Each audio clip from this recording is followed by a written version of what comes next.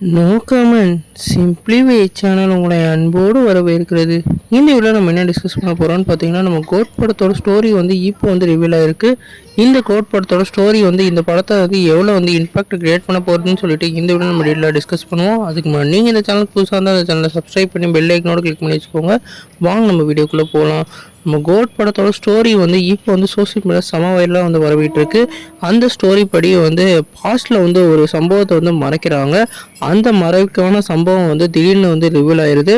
இந்த ரிவீலான சம்பவம்க்கு அப்புறம் எப்படி அந்த இதை ஃபேஸ் பண்ணி அந்த நாடு நகருதுன்ற மாதிரியான ஸ்டோரியை ஒரு டைம் லுப் ஜானரில் பாஸ்ட் அண்ட் ப்ரெசன்ஸாக நம்ம வெங்கட் பிரபு எடுக்க போகிறதா அப்டேட் கிடச்சிருக்கு.